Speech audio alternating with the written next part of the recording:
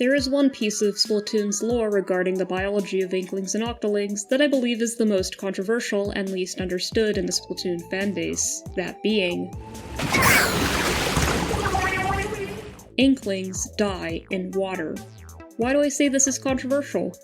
Well, whenever I bring up this topic, without fail, I hear, "No, they can be in water, it's just that they can't swim in water. I heard this in a Japanese developer interview, they only die in salt water. They can swim in fresh water just fine. It's because of for gameplay reasons. Why would they actually die in water? Why can't a squid swim in water? That's stupid and makes no sense, so I choose to ignore it." I can't really blame people for thinking these things when the game itself doesn't even give reliable information about this topic. Like, Marie talks about taking showers, yet Marina tells us drinking water is lethal. Like, yeah, that is stupid. I get why there's a chunk of the Splatoon fanbase who choose not to believe that Inklings die in water. Long ago, I believed that too, but over the years, I've done a lot of digging, and my opinion has changed. I like this piece of lore. I think it's fascinating to make headcanons and imagine how the Splatoon world and Inkling biology works while using this idea instead of pretending it's not true. I don't think it's as stupid as it sounds on the surface, and I think it's justified in the context of Splatoon's setting and, ironically, with real-life mollusk biology. The problem here is the same problem that plagues much of Splatoon's lore. Much of this information about the Inklings and Octolings' weakness to water is not available in English. This has led to so much misinformation and conflation of fan theory for canon, more so than any other topic related to Splatoon's lore I've seen. In this video, which is long overdue, I want to end that. I will try to cover everything that is known about this Inkling water weakness and use that information to reasonably fill in the gaps on what we don't know. I have done my best to find every single mention of water in relation to Inklings and Octolings throughout the Splatoon series in both English and Japanese. I've combed through the in-game dialogue and read every developer interview and art book that I can get my hands on. And from what I've found, I think this water weakness is more important to understanding Inkling biology as a whole than people realize. So I hope I can convince you all that this water weakness is not as crazy as it sounds. Maybe I'll be the one who sounds crazy because I've been thinking about this topic a bit too much. Don't ask how long. A quick note before we really get started. I want to stress that I will be doing a lot of theorizing and speculating in this video. This is nothing new on this channel, as that's really the only way to try and piece Splatoon's scattered lore together. However, the problem is too often I've seen people parrot around something I said in a video as canon information, even if I stated that specific something is just speculation, or my opinion, or my imagination. So please keep in mind that much of what I say in this video, if it's not me sharing or directly quoting something from in-game, or the developers, or real life, is my theory, not canon. If you see the word speculation pop up in the corner like this, please take whatever I'm saying with a grain of salt, even if I am providing evidence to try and make it sound convincing. I hope this will make things more clear. Well, let's dive right in and see how it goes. Splatoon's world and story is shown through the medium of a video game. Because of that, there are things that happen because it's a video game that don't literally reflect what is actually happening in-universe. When making sense of Splatoon's lore, it's important to try and differentiate between what is actually happening in-universe and what is happening just for gameplay reasons. Because that in-universe content is all that really matters to Splatoon's lore. Now the keyword here is try, because sometimes it's unclear if what's happening is just for gameplay purposes or not, or sometimes it's clearly for gameplay reasons, but it's unclear how things are supposed to work in-universe. For example, let's look at what happens when my player character throws a suction bomb. He readies an empty hand, a line appears to show where the bomb is being aimed at, and when he throws, the bomb suddenly appears. Where is this bomb coming from? Thin air? And look at the size of this thing, how did he throw a bomb this big? Both in-game and in-universe, the Inkling is throwing a bomb, but for the sake of gameplay, we aren't given an accurate representation of how this is happening in-universe. But referring to official artwork and concept art can give us an inkling of an idea of what's supposed to be happening. This piece, from Splatoon's art director Seita Inoue, depicts an Inkling boy in a turf war carrying the suction bombs and Inkzuka on his back when not in use. There's also this piece of concept art that shows the Splatoon 1 ink tanks are designed with the idea that splat bombs are pulled out from the top. And connected to this concept art for Splatoon 2 presents the idea of the ink tank having different lids depending on the sub-weapon. Even if there is some ambiguity about what is happening in-universe, it's clear that the intent is that the bomb is not literally coming from thin air. And as for the size, the model in-game is made much bigger than it would realistically be, just so the player can see it. We can look at official art to get an idea of how big it's supposed to be. There are countless examples of things in Splatoon's world that are represented in such an unrealistic way just because it's a video game. And this is something I'm sure that many people who have thought about Splatoon's world and setting beyond the video game have taken into consideration.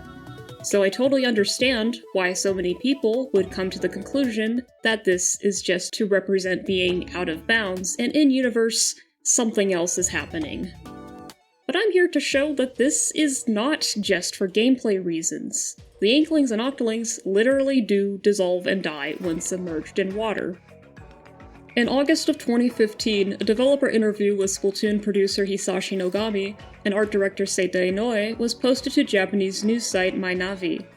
In this interview, we get what is the earliest clear answer to the question of why Inklings die in water. The interviewer asks, "Unlike the squids of the sea, the squids in this game drown when they touch the water on the stages, so it seems that their ecology is quite different. Please tell us about the basic setting behind these Inkling squids." Nogami: "To be honest, the reason why the Inklings drown when they enter the water came from the game rules. I needed some kind of reason for the rule of, if you fall off the predetermined course, you're out, so drowning was a good way to express it." Inoue: "Actually, magma would have been easier to understand as an out-of-bound area, but it's unnatural to have it in a city. We decided that water would be easier to handle as it's something that could be found in a city, and the setting was solidified from there." Nogami: "It was decided from a functional point of view. Even though they're squid, their bodies are made of something close to a liquid, so they melt away in water." I see. So it's because ink dissolves in water. Nogami: "That's right. Since they have weak skin, if they're submerged in water, the osmotic pressure will cause the ink to leave their bodies." So what can we get from all this? While it is true that the water weakness originated from a gameplay mechanic, Inoue's response that the setting was solidified from there, and Nogami's further explanation, confirms that they made this water weakness part of the Inkling's biology in-universe. Now if you're ready to discount this explanation because it's from 2015, let's pull up some more interviews. This interview from Game Informer with Nogami from March 2018 also talks about the water weakness. The interviewer asks, "Do the Inklings know that at one point in the past, squids could go in water?" Nogami: "So this is just one of my own theories I have, but these Inklings have gone through a lot to evolve from the squids that we know to the creatures that they've become in this world. In that evolution, one of their characteristics is that they can change their forms freely. But again, one of my theories is that one of the downsides to being able to so freely change their form is that their outer membrane is thin and very permeable. So when it comes into contact with another liquid surface like water, that ink within them will just sort of bleed out, and that may be the cause of the problem. For the Inklings, in the process of their evolution, which has made them better in some ways, one of the downsides of that is that they've lost the ability to swim around in water. That's just something they've had to toss aside in their evolution. The Salmonids, in a different way, have evolved, but for some reason, they're still able to enter water and swim around." He says this is just his own theory, but this is the guy who made the game, and this explanation of Inklings dissolving in water because of thin skin is consistent with what he said in 2015. Now what about Octolings? In an August 2018 interview that was posted on the Nintendo Switch news section, he was asked about Octolings in relation to water. Random question, but is there a reason the Octolings are also hurt by water? Nogami: "The concept behind these creatures is that they evolved to be able to transform, and at one point in that evolutionary process they lost the ability to live in water. The Octolings evolved in the same way that the Inklings did, like their skin is a little too thin for the water now. That's why they can transform. But just like the Inklings, they can't swim in water anymore." Now this is similar to the previous two explanations. I should note with this, it's a mouthful to constantly say Inklings and Octolings, so sometimes in this video I might just say Inklings, or sometimes I will use the word Inkfish, but keep this in mind, everything with the water weakness applies to the Octolings too. Let's do one more. In summer of 2018, the Squid Research Lab collaborated with JAMSTEC, the Japan Agency for Marine Earth Science and Technology. Many things came out of this collaboration. Some in-game gear, a Splatfest, real-life events, JAMSTEC submersibles appearing in a game, etc, etc.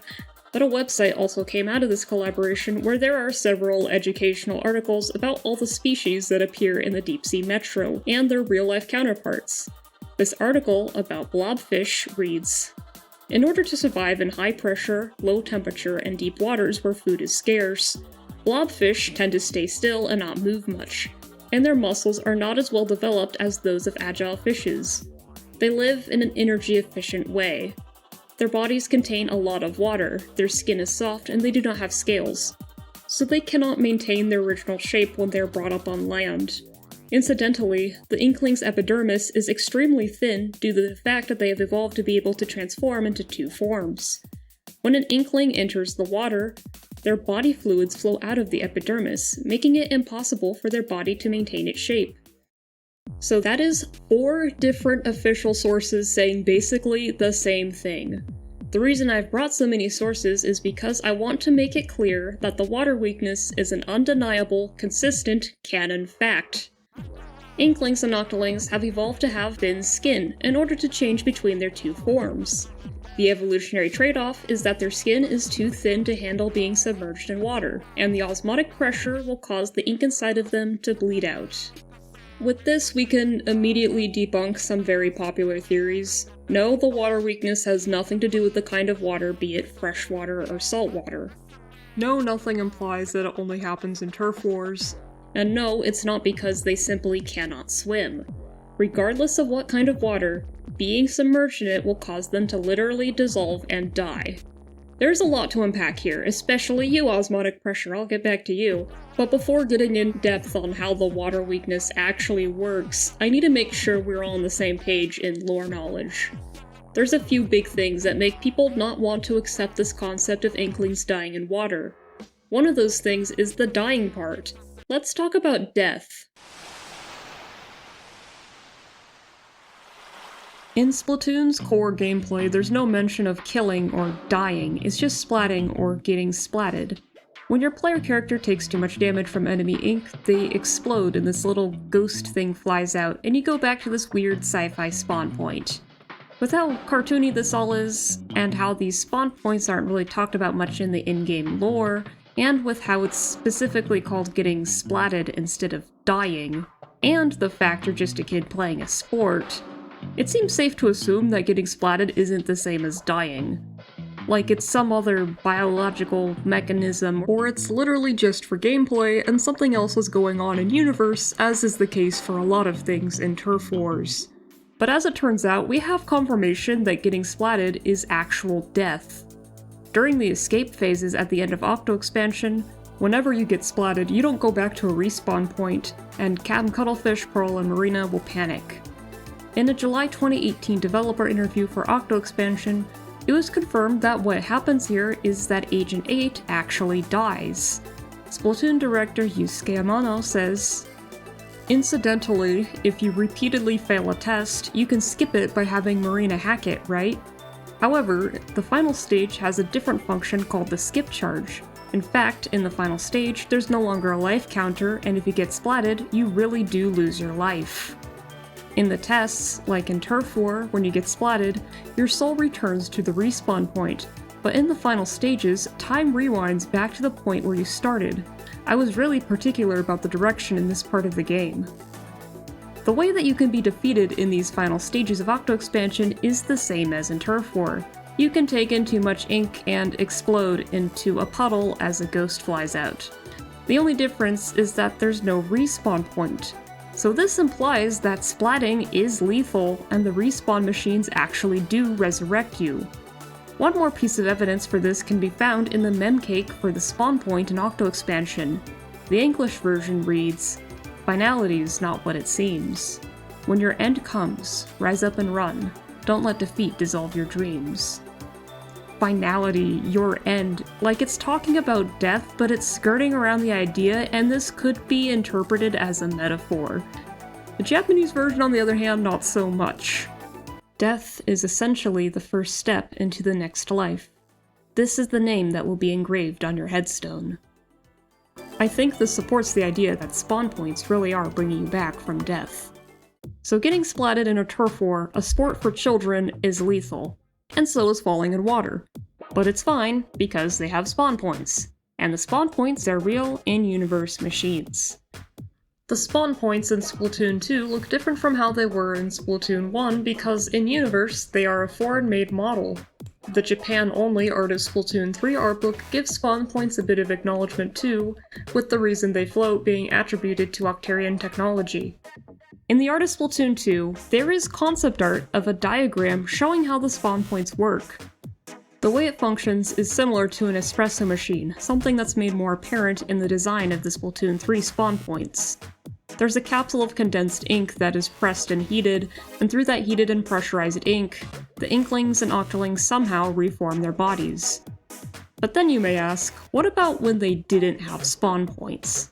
What I'll say is, maybe such a time didn't exist for the Inklings and Octolings. Splatoon 1's Fourth Sunken Scroll depicts an ancient Egyptian-style scroll from approximately 2,000 years ago. The description reads that it details the turf wars of the time. It seems the ancient 4 vs 4 battle format had already been established at this stage. At the top and center of this ancient scroll is a spawn point. So respawning is something they have been doing for at least 2,000 years, maybe even longer. If the idea of these kinds of high-tech spawning machines being around for so long feels like a stretch, maybe there are ways to respawn that aren't so high-tech. In Salmon Run, you don't have a fancy respawning machine, just shooting at a teammate is enough to revive them. What's happening here? According to the Art of Splatoon 2, the Life Ring is a simple respawn device. Shooting at it fills it with ink externally and allows for the downed Inkling or Octoling to respawn. Surely there are some mechanisms in the Life Ring that facilitate respawning, but whatever it is, it's simple. Maybe there's something in the Life Ring that heats and pressurizes the ink. Or maybe it's something as basic as just stirring the ink in the circular motion is a way to help someone respawn, like this symbol that's associated with respawning. The point I'm getting at is respawning is seemingly not some wonder of modern technology dependent on a fancy machine if the Inklings have been doing it for that long, or rather an ability of the Inklings and Octolings that emerged in their evolution. Maybe being able to come back from death is tied into their biology, tied to being ink-based. And I think the key to being able to respawn is the ability to use ink to shapeshift between 2 forms. From the same March 2018 Game Informer interview I mentioned earlier, the interviewer asks this question: is there a name for the transformation state in between kid and squid? Nogami. We don't really have a name for it, but it's kind of creepy because if you notice, when you're in between 2 forms, you're made out of a liquid and it's a little bit gross. In the same way that an insect can metamorphize, like how a caterpillar becomes a butterfly, it might be something in the middle like that.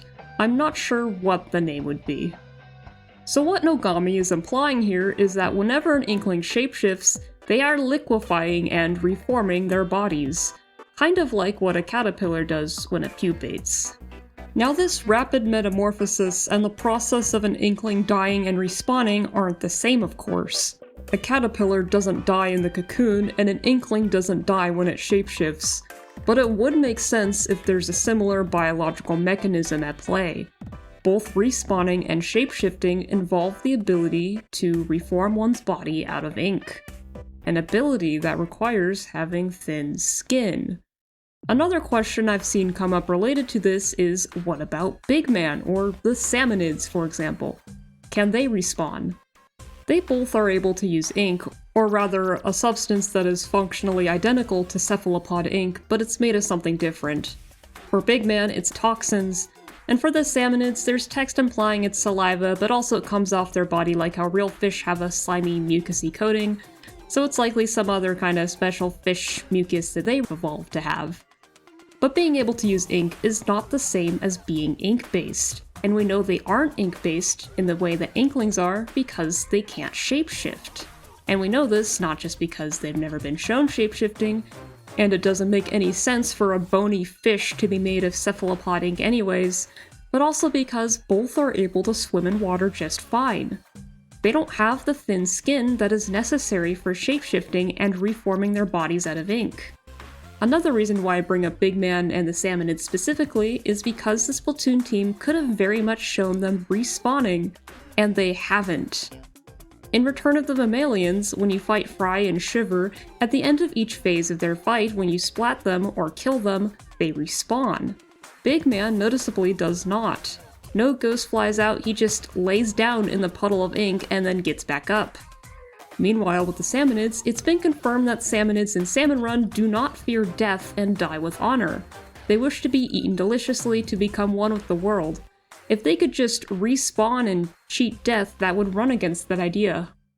The Small Fry in Story Mode is an interesting case, as it does seem to die and respawn, but I don't think that's what's actually happening. When Small Fry is defeated, it cartoonishly flies off and vanishes, and then reappears at your ink tank. When Small Fry is thrown into water or out of bounds, it just flies back into the ink tank. There is no inky splat like when you kill a Salmonid in Salmon Run, and there is no soul flying out or anything indicating it literally reforming its body. So I'm chalking up Small Fry's death as just being a gameplay thing. Okay, I know someone is going to ask what the deal is with the Octo Samurai, who is not an Inkling or Octoling, but an Octarian made from a cut tentacle that has a soul and is able to respawn. I have thought about this. Octarians made from severed tentacles, while not able to shapeshift, are made from an Octoling host, so their bodies are ink-based. But why don't we see them respawn except for this guy? My theory is that 1, perhaps it has to do with how Octarian intelligence is proportional to the number of limbs they have, so maybe only a handful of Octarians have reached a certain point of development where they have a soul that's strong enough to be harnessed by a spawn point in the first place. And on top of that, my other theory is that non-Octoling Octarians just can't use a normal spawn point anyways, or anything low-tech, because they can't shapeshift and don't know how to reform their bodies. I would think that unlike Inklings and Octolings, these tentacle Octarians would be more reliant on advanced machinery to respawn, such as whatever's in the Octocycle. This advanced respawn machinery is probably not in the army's energy budget to have it widespread for other Octotroopers, as aside from most Octarians not having a strong enough soul for it anyways, this thing is powered by a whole Zapfish. So that's a whole pile of information related to respawning I just dumped, but I need everyone to be on the same page. Let's summarize. To get splatted is to actually die, and to respawn is to reform one's body out of ink. Respawning is not something dependent on modern technology. It's something the Inklings and Octolings have been doing for thousands of years. It likely is an ability that emerged in their evolution. Being able to inkily shapeshift, like respawning, is limited to creatures that evolve to become ink-based. Both processes involve reforming one's body out of ink. They evolve to have thin skin in order to do this. Ink-based creatures are not the same as creatures that can just use ink. Non-ink-based creatures cannot shapeshift or respawn. They also can still enter water. You could say that, by becoming ink-based, in exchange for not being able to enter water, Inklings have evolved to cheat death. So dying in water isn't a problem because as long as there's a means to respawn, death means nothing.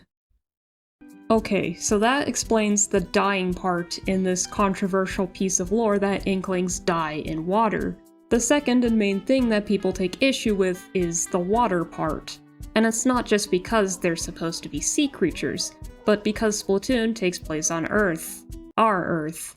You know, the one that is covered in oceans and lakes and gets rain and floods. And then there's water in our bodies and food, the atmosphere. What do you mean they die when they come in contact with the thing that's literally everywhere on Earth? And on top of that, the in-game dialogue gives conflicting information about how much water they can make contact with and how the water weakness actually works. It's pretty bad. I think I should address this conflicting information first because by doing so, we can get an idea of the extent of how much water an Inkling or Octoling can handle. If you've seen my videos before, I think you know what I'm gonna blame for this conflicting information. Nintendo of America's English localization team has made some questionable choices with Splatoon. I'm not going to go too in-depth since I've talked about this in other videos, but there's dialogue in the English version of the games that contradicts or omits information that develops Splatoon's characters and world building that was present in the Japanese version. This has given a chunk of the fanbase trust issues.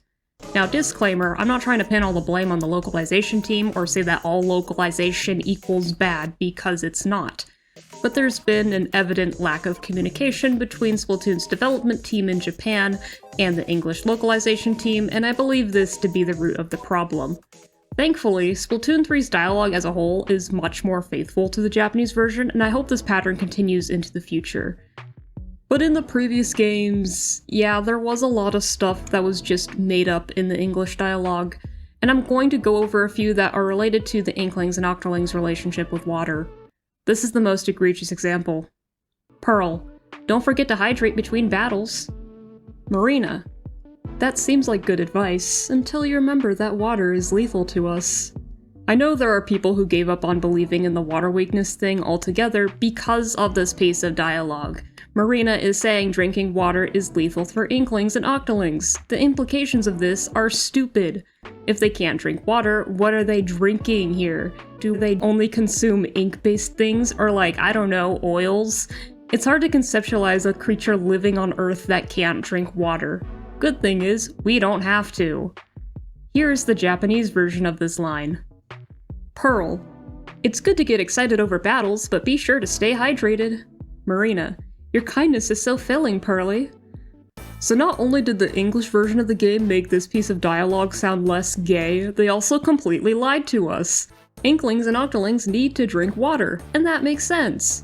If you think about it for a moment, ink can't come from nothing. It wasn't born from literal magic. It's a biological substance. The Inklings have to make it out of something.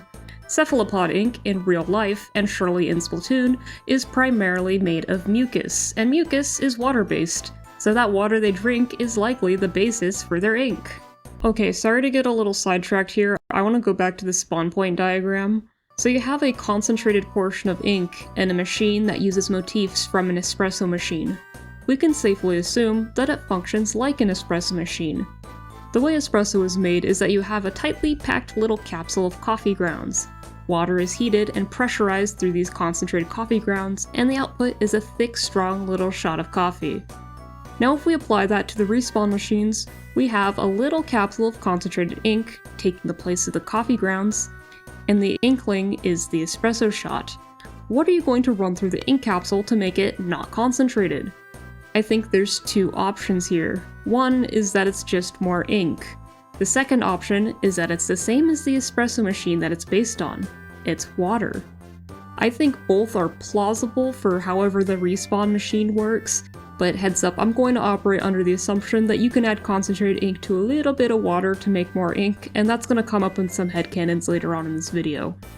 Anyways, there's several instances throughout the games showing or implying that inkfish can drink fluids that are presumably water-based.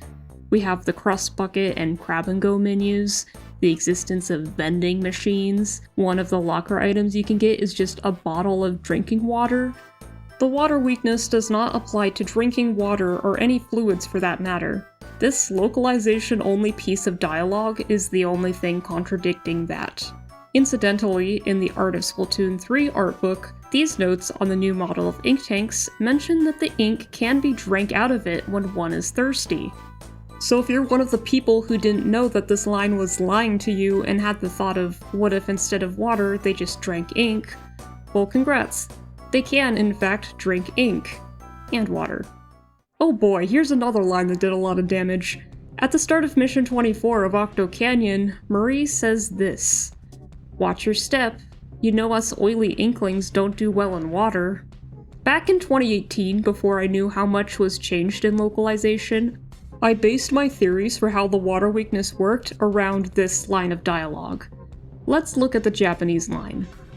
Be sure to not misstep here. That's it. Whoever wrote the English version of the line literally made up the part about inklings being oily, which contradicts the thing I just said about ink being water-based. Plus, it's not even close to the canonical reason for the water weakness that I just mentioned earlier in this video, and again, we'll get into later. Moving on to another interesting piece of dialogue from the first game for the stage Kelp Dome. This one's not as bad, but it raised questions. Callie: it's so humid here, battling makes you super sweaty. Marie: yeah, I need a cold shower just thinking about it. So if you're only looking at the English version of Splatoon, Inklings can take showers, but they can't drink water. Let's see the Japanese version. Callie: it's so humid here, I'm super sweaty after a battle. Marie: black tears were spilling down my face, it was so embarrassing. So there is actually no mention of showering here, and even if it did, I wouldn't say it confirms that Inklings can tolerate enough water to take a shower like humans do. Bathing is a big topic that comes up in relation to the water weakness. I am going to talk about it later on. I have one more thing I want to share that isn't a localization difference, but I believe has contributed to the misconception that Inklings aren't harmed by water and simply cannot swim. It's this panel from the Splatoon manga. The CoroCoro Splatoon manga is not canon to the games. It has its own story and plot elements that are not reflected in the games, and things happen in the manga just for the sake of a joke. Since this contradicts with the lore that is canon to the games, and this is also a joke, I'm not going to count this or anything else evidenced only in the manga as canon. And I hope this is obvious, but appearances of Inklings outside of their native game series isn't getting counted as canon either, like in Mario Kart, Smash Bros, or Mario Maker. In all those games, Inklings can go in water without dissolving, but this is for the sake of gameplay. Super Smash Bros. Ultimate does acknowledge the water weakness where it can by having Inklings take damage when in water, and the game also includes a tip that says, in the Splatoon series, Inklings cover the ground and walls in ink, and then swim through that ink as a squid. But if they fall into water, the ink in their bodies will diffuse and they'll dissolve.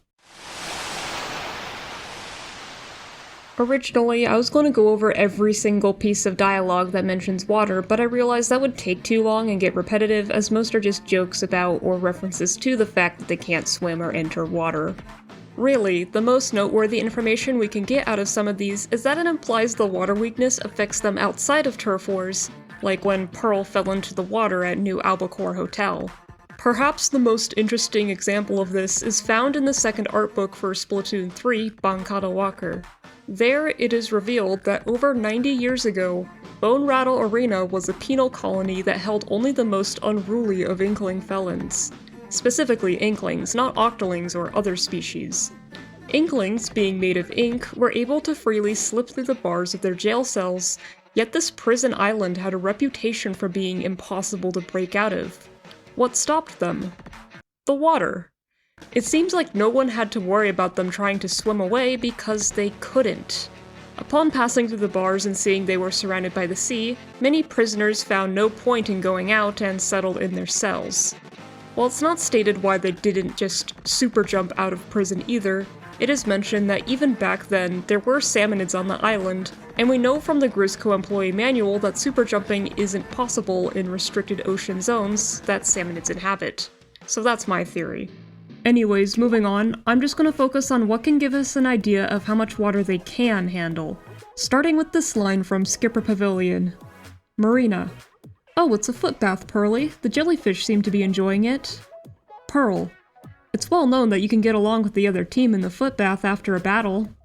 So yes, they can put their feet in water. If you look at the aforementioned foot bath on the stage, you can see that there's water in it and not ink. This also fits with the level of water tolerance literally shown in-game. They can only step about knee height before the death animation plays. So if it's okay for them to put their feet in water, what about their hands? In this line from Piranha Pit, Pearl: hey you kids all over the country, if you play in the rocks and dirt here, wash your hands afterwards. Marina: and don't forget to gargle. If it's fine for their feet, it makes sense that it's fine for their hands too.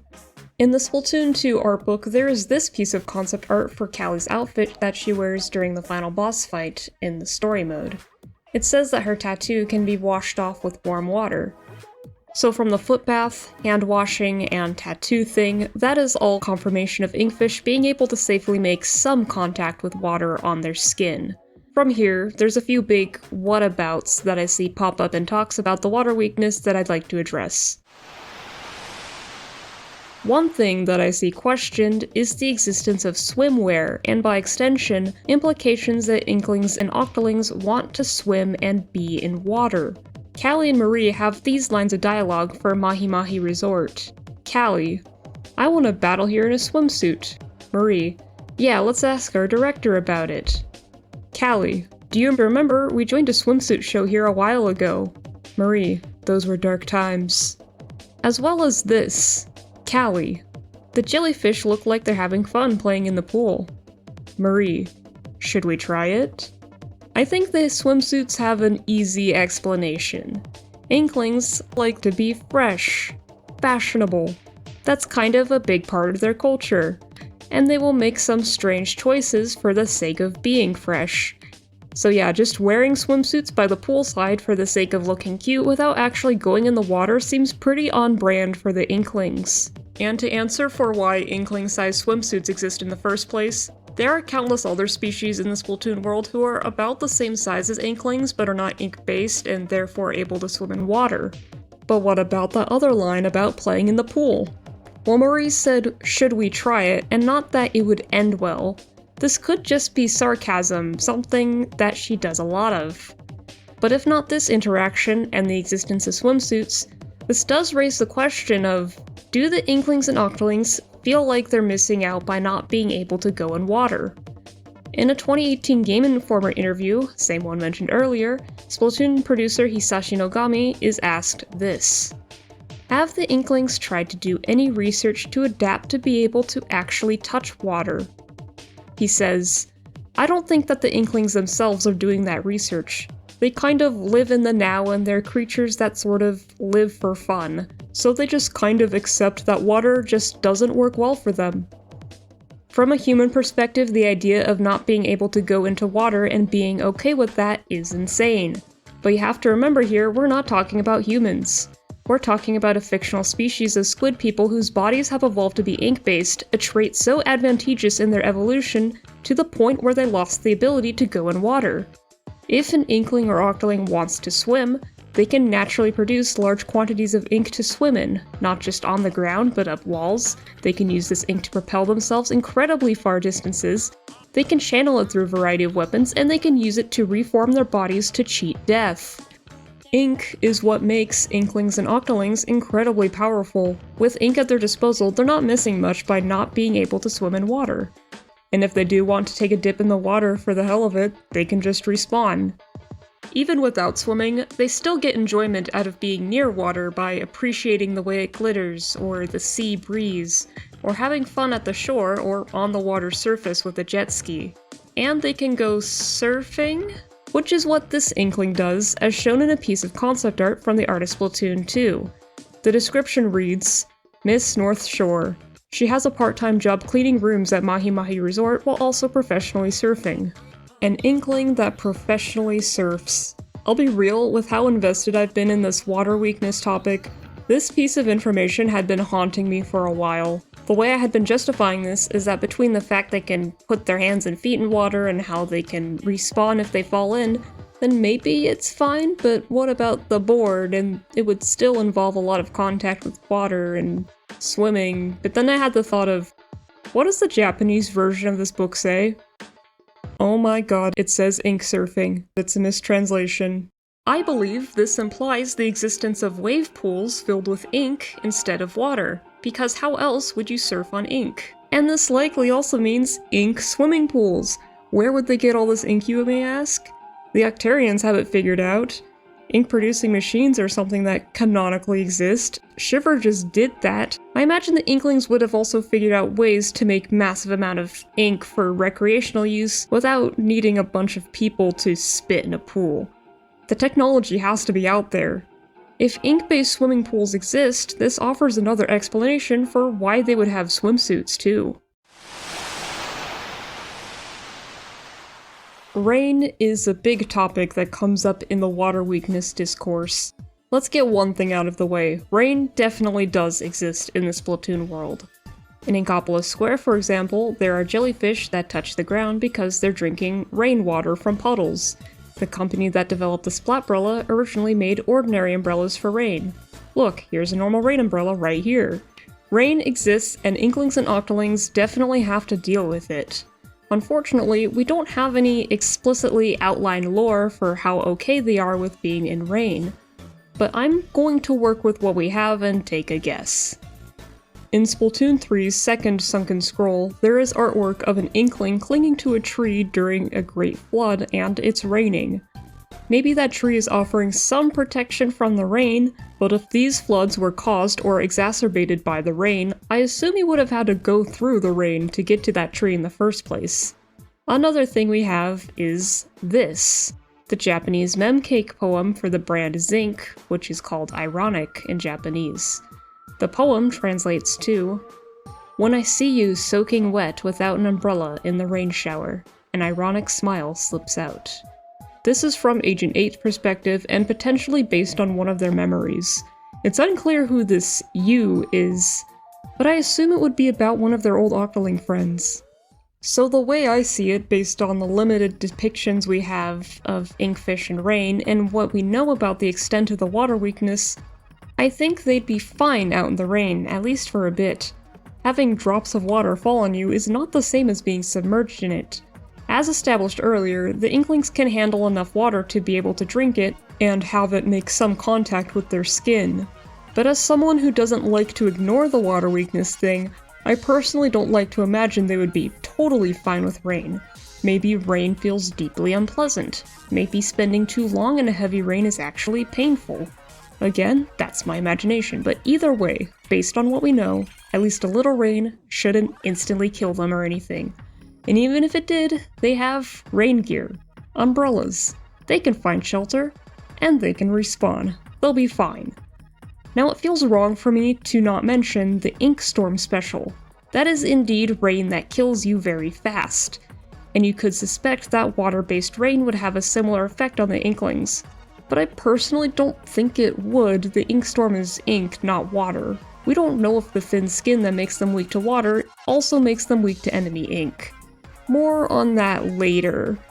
But also the Ink Storm is a weapon, it's a thing that's designed to kill you. Rain is just rain. So in conclusion, they should be fine with at least some rain, but we don't know how much exactly. Now, the information we have on how Inklings bathe is very little.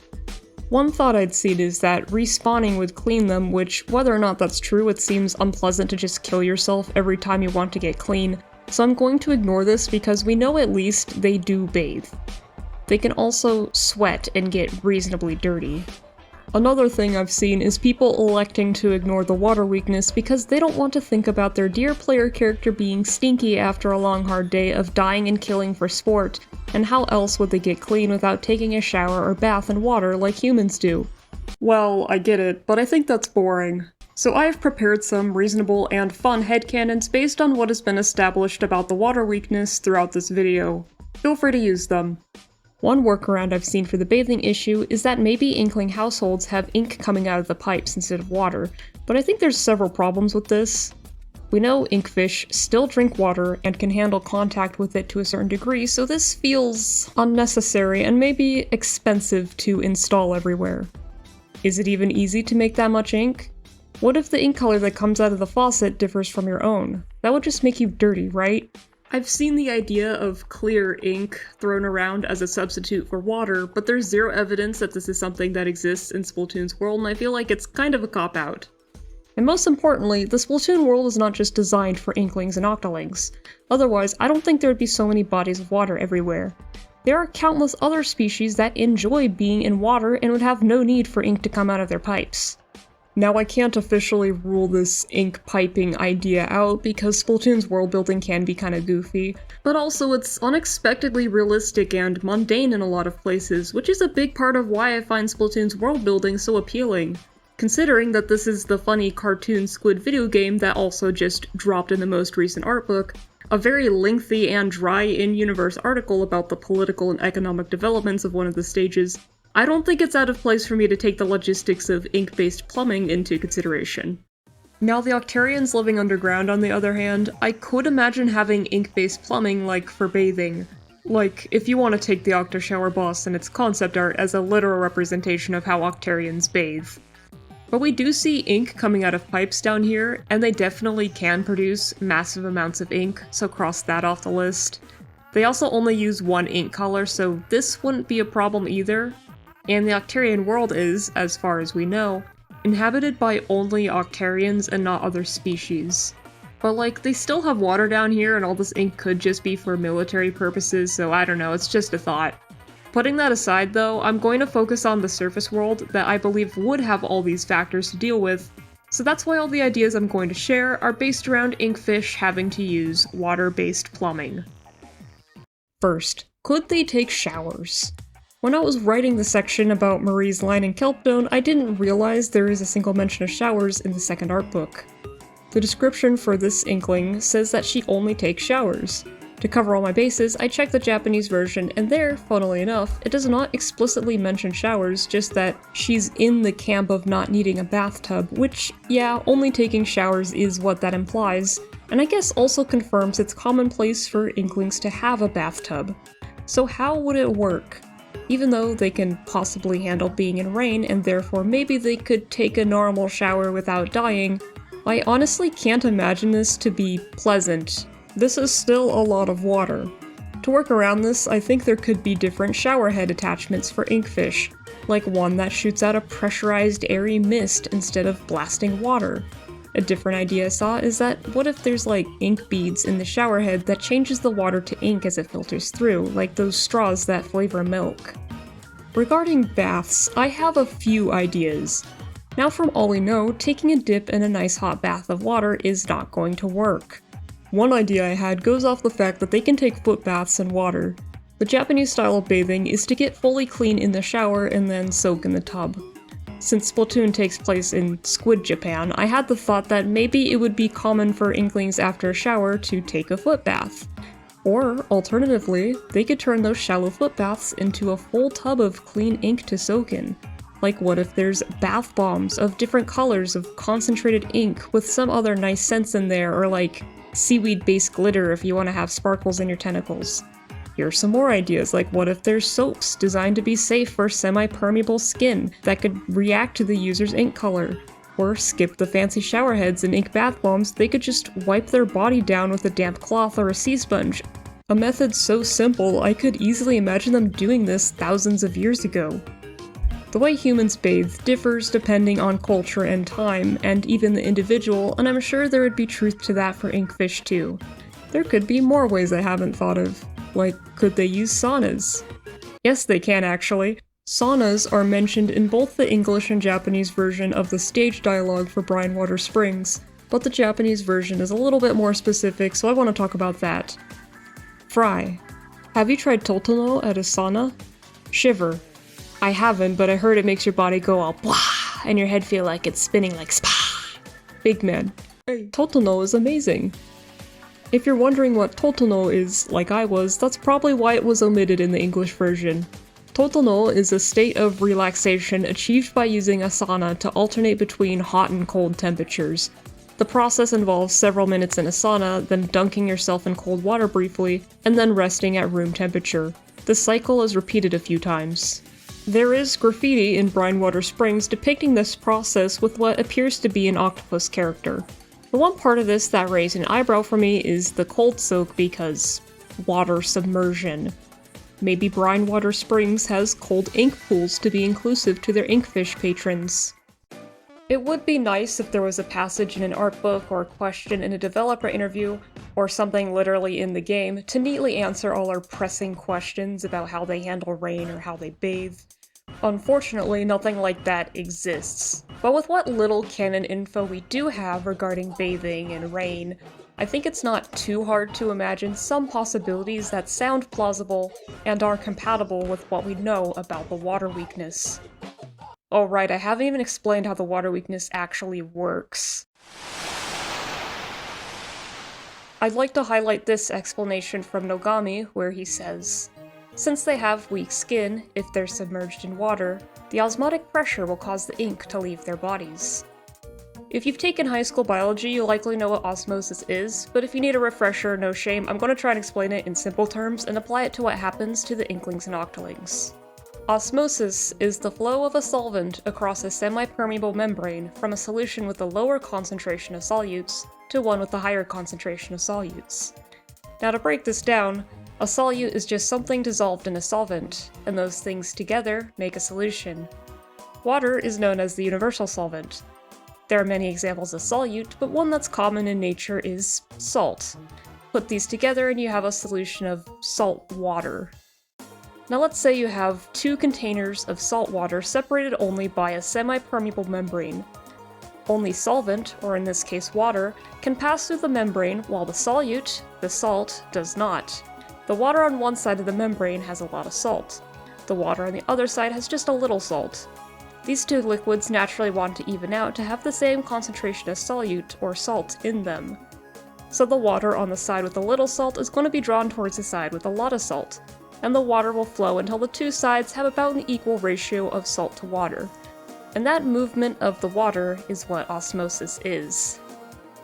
Now, osmotic pressure is defined as the force applied to a solution that prevents a solvent from moving across the semi-permeable membrane. For the purpose of this video, I don't think this is a very helpful definition, and the concept of osmotic pressure, I think, is better explained through example. The osmotic pressure of a solution has to do with the concentration of solutes in that solution. A solution with a higher osmotic pressure will have a higher concentration of solute. Here's a classic example to demonstrate this concept: blood cells. Cells are enclosed in a semi-permeable membrane. The fluid inside the cells likes to have a specific concentration of salt and water in it and surrounding it. If you put a blood cell in a solution with the same concentration of solute, or salt, as what's inside the cell, then the cell remains stable and all is well. The cell and the solution it's in have the same osmotic pressure. If the blood cell is put in a solution with too much salt in it, the osmotic pressure of the cell is lower than the solution surrounding it, and the water is drawn out of the cell and it becomes too shriveled to function. Now if the blood cell is put in pure distilled water, so water without our salty solute in it, the osmotic pressure of the cell is higher than the water that it's in, and so much water is drawn into the cell that it eventually bursts. What's happening here, I think, is a pretty good point of comparison for what happens when you put an inkling in water. Let me pull up another example of not a cell, but a whole animal that's covered in a semi-permeable membrane that can be subject to osmosis. Slugs can easily take in water through their skin to keep hydrated. The downside to this is that water can also be drawn out of the slug through its skin. If you pour salt on a slug, a briny solution will form on its damp skin, and through osmosis, the water inside the slug will be drawn out through its skin towards the solution, rapidly dehydrating the slug to the point where its cells become too damaged to function and it dies. This kinda gives some real-world basis for our cephalopods to die in water. Even though the process that happens to slugs when you put salt on them is the opposite of what happens to inklings and octolings when they get dropped in water, both slugs and inkfish are land-dwelling mollusks with thin, semi-permeable skin, and they can be quickly killed through osmosis. And I think it is worth mentioning that real-life squids and octopuses will die due to osmosis when placed in fresh water, as their bodies are built for the salt concentration found in seawater, and too much fresh water will overwhelm their cells. Now let's switch some things around. Forget about the salt, that was just for the sake of example. Let's change our solute from salt to ink. Now osmosis is known as a gradual process. It even takes a little bit for a slug to die. So how does this happen so fast? Let's revisit our blood cell example. When you have such extreme differences in osmotic pressure, you get something called osmotic shock. In the case of the blood cell, the osmotic pressure difference between the distilled water and the contents of the cell is big enough for this to happen. The rapid movement of water across the membrane into the cell makes the cell's membrane rupture, or lyse as it's called, very quickly. All organisms have mechanisms to try and deal with osmotic stresses, but there are limits. I propose that this is what's happening to inklings. Now, single-celled organisms are more prone to osmotic shock. The effect on multicellular creatures is generally more gradual as their cells fail, with some animals being more fragile than others. In real life, you don't really see such a dramatic rupturing of the membrane like this in multicellular organisms. But also in real life, you don't see walking, talking mollusks that are primarily made of ink rather than water with thin skin for the purpose of shapeshifting. So I think with a bit of sci-fi workshopping, we can justify this. There's a few factors that can affect the rate of osmosis, including pressure, surface area of the membrane, temperature, and the concentration of solutes on each side of the membrane. Now these factors of pressure and surface area, coupled with them having maybe a bit of durability against osmotic stresses in general, may be the reason why inklings can handle some contact with water, but full-on submersion is a no-go. When they're submerged in water, the pressure that the water exerts on them, plus the fact that it's hitting more surface area of their skin, would speed up the rate of osmosis. Meanwhile, when they're only sticking their feet in water or just washing their hands, there's probably not enough water pressure to make them die quickly from osmosis. On the topic of surface area, the skin of all cephalopods in real life has what is called a microvillous epidermis. It is a porous layer on their skin that is only 1 cell thick and is composed of countless finger-shaped microscopic protrusions. If you need to visualize it, it's built kind of like a very fine brush or a dense bed of grass. What these microvilli do is greatly increase the surface area of the skin to make it more permeable, sensitive, and better able to absorb whatever it comes in contact with. Not just water, but solutes too. In humans, these microvilli line the insides of our small intestines to absorb nutrients from the food that passes through. Now keep in mind, this is just speculation based on real-life cephalopods. The skin of our evolved inklings and octolings has changed a bit in their evolution, and I doubt the developers thought this much about it. But I think this could justify how fast they die in water, in that the surface area of their epidermis is larger than it appears, and therefore water would be taken in more quickly. And I don't know, it could also explain on a nitty-gritty cellular level how they can absorb ink through their skin, too. For temperature, warmer water will osmose faster than cold water. Going back to the rain topic, inklings should be fine in the snow, partially for this reason, also because snowfall has less water content than rainfall anyways. The only other thing I can say about this is that inklings are warm. When they respawn, they are highly heated and pressurized. I'm not doing the math on how much that would affect the rate of water osmosing into them, but heat does increase osmotic pressure. As for the solutes, we know that inklings are basically made of ink, or our solute in question. I say basically because they do have organs, and I know that people want to ask, how can they be made of ink but also have organs? To keep it brief and not get too off topic, my best guess is that inkling ink is some kind of crazy sci-fi shit and they form their organs out of ink, along the lines of how bugs can kinda liquefy their organs and rebuild them. Anyways, we can think of the inside of the inkling as a solution that likes to keep a very high concentration of whatever ink is made of. And again, a solution with a higher osmotic pressure will have a higher concentration of solute. An inkling with a higher osmotic pressure will have a higher concentration of ink. Which means that the inklings have a much higher osmotic pressure than the water that they're submerged in. I can't do the math, but this difference would be much more extreme than this water-based blood cell. So this is the best explanation I got for why inklings die in water, and how it happens so fast. And if it isn't totally scientifically accurate or whatever, look, I'm not a biologist, but I did the research the best I could, and most importantly, it's fiction. Splatoon setting isn't possible without a bit of sci-fi bullshit, so do you think the Splatoon team is doing the math on this? No.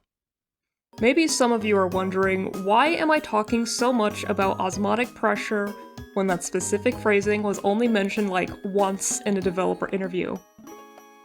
I've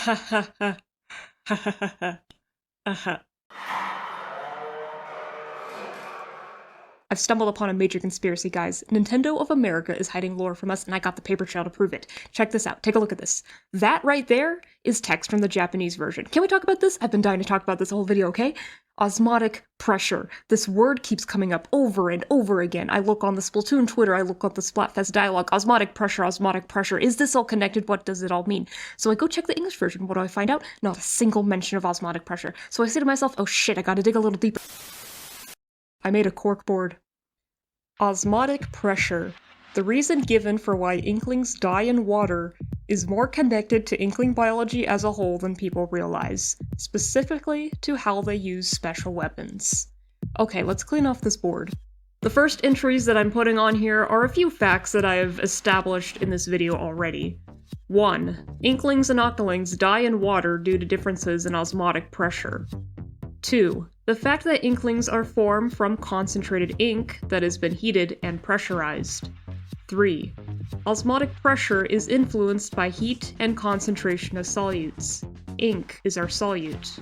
Now from here I'd like to introduce some other places besides this interview where osmotic pressure has been mentioned. And yes, it actually has been mentioned several times in Japanese dialogue. Namely, much of these mentions of osmotic pressure associate high osmotic pressure with excitement. Like this line from Marina in her stage dialogue for Skipper Pavilion during Splatfests. Pearl: all the paper lanterns really make this place feel like a festival. Marina: it's Splatfest time, isn't it? My osmotic pressure's gone up.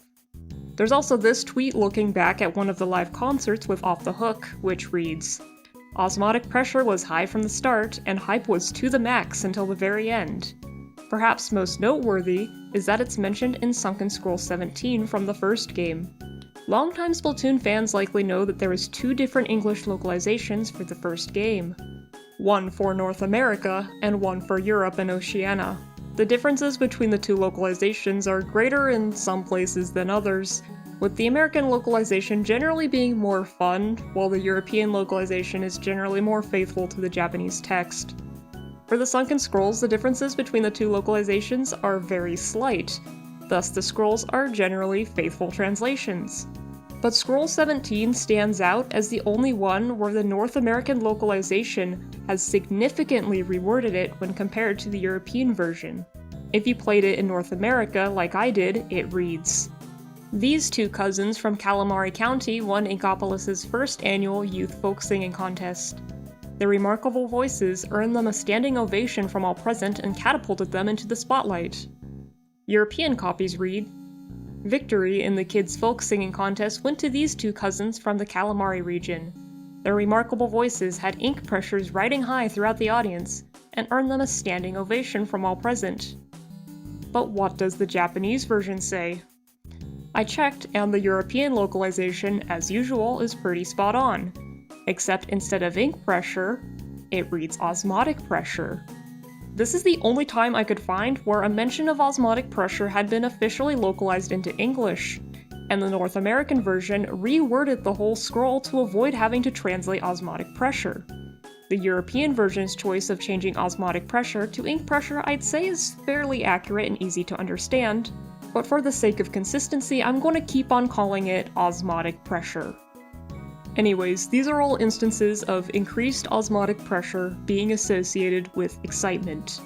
There's a few more examples I found, but I'm leaving them out because I think you get the idea. On the other hand, there's some very obscure examples that stood out to me that connect increased osmotic pressure with heat. I admit these might be a bit of a reach, but I think it's relevant as inklings are formed through ink that is pressurized and heated, and we know that heat is associated with osmotic pressure in real life. First, this line from the Japan-only Mushroom Mountain vs. Bamboo Shoe Village, Splatfest, where Marina says, "Pearl Senpai saying Mushroom Mountain is the best. Did the summer heat make your osmotic pressure get all weird or something?" Marina is so taken aback by Pearl's opinion on favoring chakarooms that she's suggesting that Pearl is suffering from an Inkfish version of a heat-related illness, which is connected to changes in osmotic pressure. For humans, different heat-related illnesses can cause changes in blood pressure, either lowering it or raising it. Whether Marina is suggesting Pearl's osmotic pressure is being raised or lowered from the heat, we don't know. But what we can take away from this is that an inkling's osmotic pressure can be affected by heat, and osmotic pressure is tied to their health. Another connection can be found in the Japanese name for the cream tundra fleece. It's called the osmol ivory. An osmol is a unit of osmotic concentration. When you're measuring osmotic concentration, you're looking at how much solute is in a solution. More osmols of solute means higher osmotic concentration or higher osmotic pressure. It's kinda out there, but I believe this to be an example that associates increased osmotic pressure with warmth. Now let's talk about specials. What does it actually mean for an Inkling to charge their special? What is a special gauge actually measuring? Sure, in-game it measures how many points of ground you've painted before you can use your special, but is that just for gameplay? I believe there's something different happening in-universe. In the Artist Splatoon art book, this description for the Inkzooka reads, "This special weapon utilizes the ink acquired from Inklings in heightened emotional states." Now this seems to be saying only the Inkzooka does this, but specials as a whole use this emotionally charged ink, not just the Inkzooka. Another piece of evidence for this can be found in Octo Expansion. During the big finale, in the English version, Marina instructs Pearl to warm up her vocal cords so she can use her Princess Cannon. In the Japanese version, however, the dialogue is a little bit different. Instead, Marina tells her to build up excitement, or emotional energy, because that's what you need to do to use a special. The way Pearl does this is that she hops side to side. After that, just before pulling out the Princess Cannon, instead of saying vocal cords ready, she says something like, "hype to the max," to announce that her special is ready. A funnier example connecting strong emotions to specials is this artwork of Pearl, who is getting so mad at losing Smash Bros that her special is charged. So you could say the special meter measures an Inkling's excitement or emotions, but that feels a bit abstract. You could also say it's measuring something like adrenaline, which is a bit less abstract, but I want to bring attention back to this tweet real quick. Osmotic pressure was high from the start, and hype was to the max until the very end. This is the same wording used by Pearl in Octo Expansion to reference her special being ready. What I believe the special gauge is actually measuring is osmotic pressure. Now remember the connections of heat to increased osmotic pressure? What happens when that pressure, or excitement, is maxed out? The same thing that happens when you heat up any liquid enough. They're boiling. Let's connect some more pins with string. When an inkfish uses their special, they release a lot of ink. In the Artist Splatoon 2, this blurb about the baller reads, "The baller was invented when researchers analyzed how to preserve the ink used by Inklings during the use of special weapons. Their studies revealed that in order to contain all the ink, the current baller prototype would need to be at least 7 times its regular volume. That's a fuck ton of ink. Why is this important? Well, it's not just heat, but the concentration of solutes that affects osmotic pressure. And as I said earlier, an Inkling with a higher osmotic pressure will have a higher concentration of ink. If an inkfish has that much ink in them to the point where it's bubbling out of them, I'm sure the concentration of ink inside them before they unleash their special is quite high. Now, gradually filling your special gauge in a turf war is not the only way you can use a special weapon. There are also single-use items that can make your special charged instantly. Those items are canned specials, like those encountered in story mode, and the special pouches, like what's used in Salmon Run. Now, one idea is that what's in the can is literally the special weapon, like for example, this literally has an Inkzooka inside of it. Even if this is true, I kind of hate thinking about it because even if the cans look big enough in-game to maybe hold a weapon, this is just for the sake of visibility during gameplay, and in reality they're not that big. Shoving a whole giant weapon in this thing is a bit too cartoon logic-y for my liking. But regardless of whether or not you disagree with me on if the Splatoon world has Hammerspace ink technology or some shit, we know just having an Inkzooka doesn't mean you can use it. You need to have the right kind of emotionally charged ink for it. Secondly, what does a Booyah Bomb or Ink Armor look like? Kraken, Splashdown, Zipcaster. These don't seem to be physical machines, but rather weird ink-based abilities or transformations that the Inklings can do. That's going on the board too, by the way. Another idea is that this special can is filled with a concoction that does nothing but artificially induce strong emotions, or an adrenaline rush to get an Inkling into a special charged state. I can't rule out the idea that that's what's in there, but to me that sounds a bit dangerous, like we're just putting these 14-year-olds on drugs or something. I propose something a little bit different. As I've just established, having your special charged also means having a high osmotic pressure. So what if the special cans aren't full of a mysterious drug concoction that alters their emotions, but rather just something that increases their osmotic pressure, which in turn would hype them up? Now, increasing the osmotic pressure of a solution is simple, just increase the concentration of the solute, or in this case, the ink. So I think the special cans contain nothing more than different types of concentrated ink. And how do they use this ink? They eat it. We know ink is edible, and after all, canned specials are modeled after canned food. Special pouches are modeled after survival rations. And we know concentrated ink exists, it's what they use to respawn. So they eat the contents of the can, artificially increasing the amount of ink in their bodies, and therefore raising their osmotic pressure to the point where their special is charged. And looping back to these inky specials like Splashdown and Booyah Bomb, or transformations like Kraken or Zipcaster, what makes sense to me is that you would need different kinds of ink to make these happen, so that would support the idea of the cans just containing ink. Perhaps there's some other chemical compounds in the ink that allows them to make that special transformation, who knows. But to me, this idea of just increasing the concentration of ink in an inkfish rather than affecting their emotions with drugs sounds safer and more realistic for something that's a mass-produced product. There is one more mention of osmotic pressure in canon I need to mention. This can be found in the Splatoon album jacket in the review for the song Seascape by Squid Squad. The reviewer says that, "At their outdoor live show in Camp Triggerfish, it's still fresh in my memory how all those in the audience, whose osmotic pressure was raised through the music, dove into the lake over and over again without thinking." Now this is getting a bit speculative, but there's a few things I've taken away from this. Keeping in mind that diving into water is lethal for inkfish.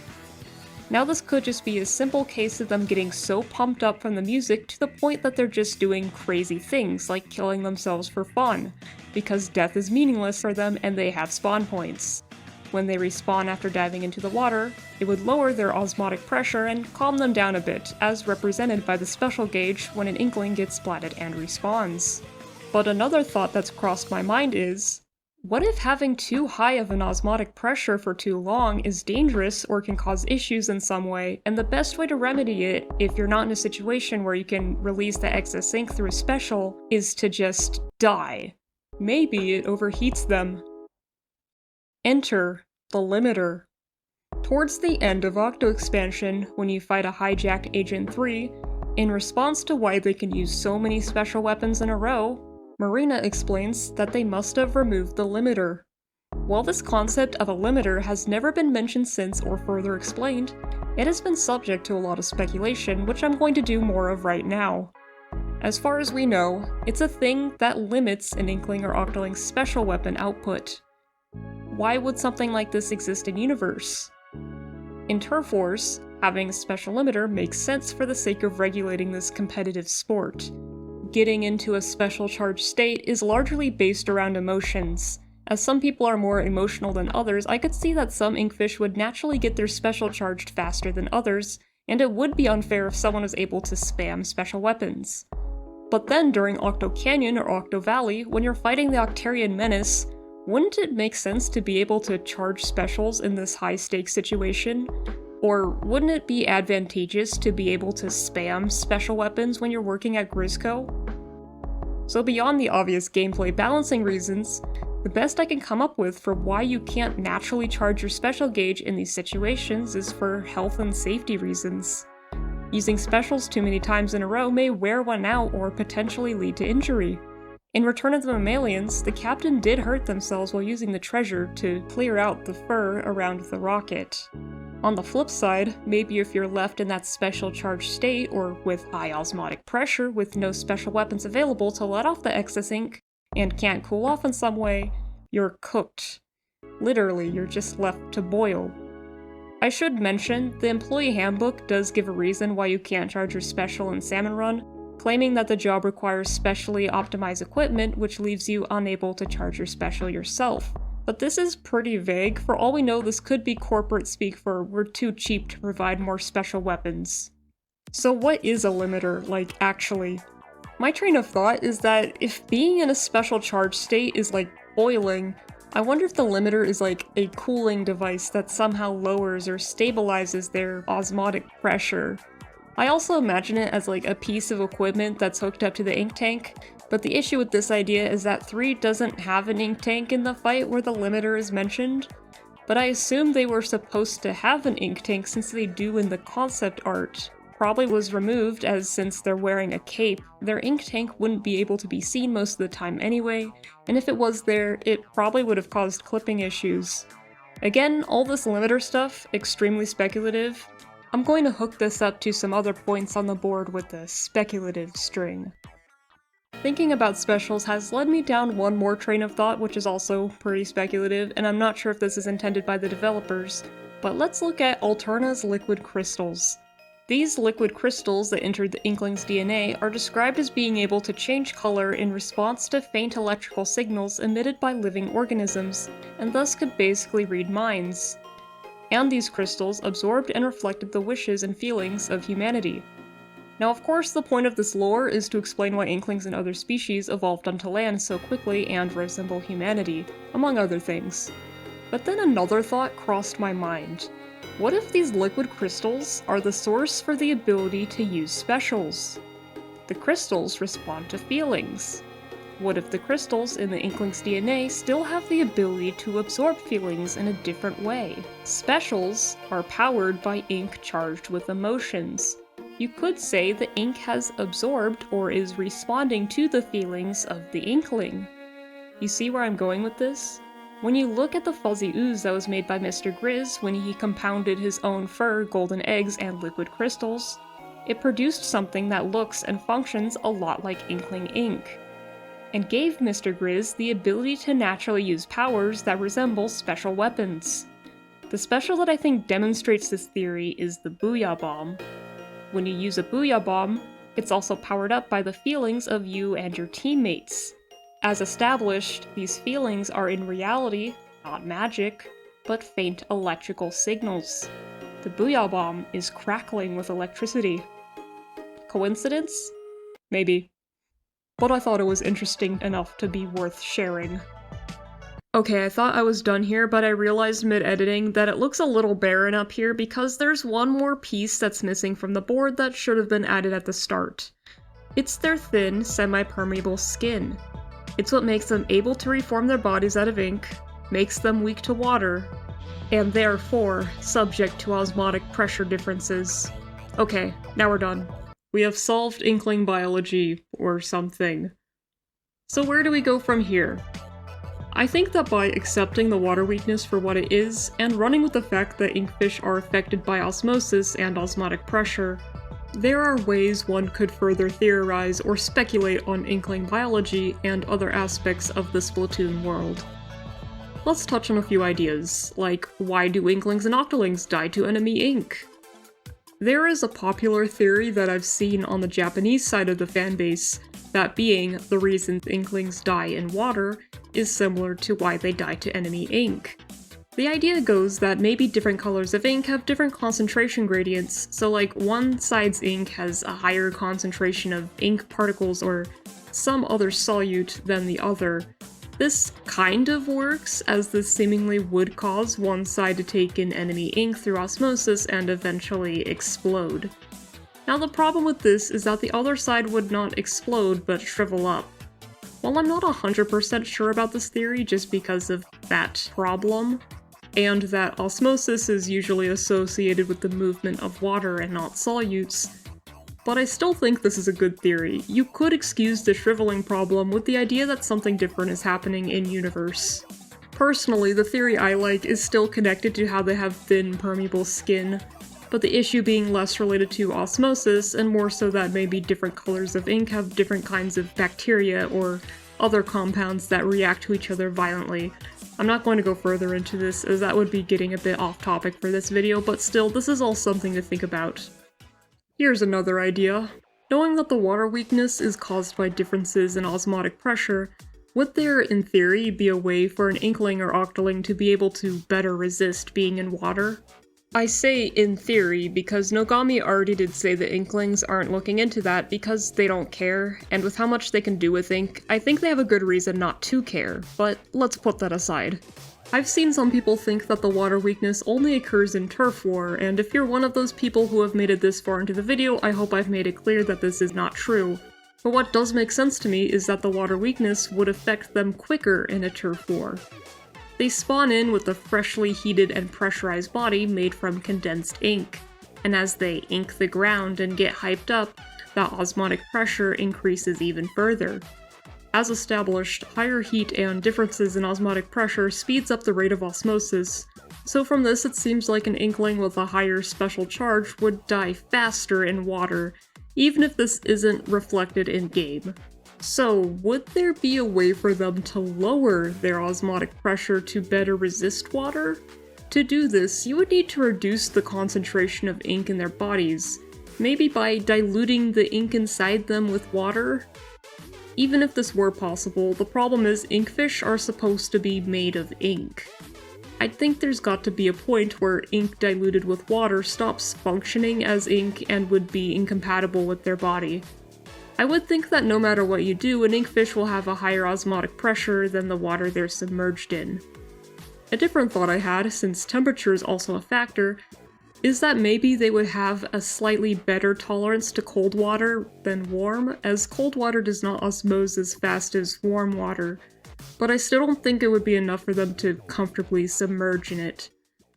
A different idea I had is, what if an inkfish could somehow strengthen their skin to not be so permeable to the point where they would be able to go in water?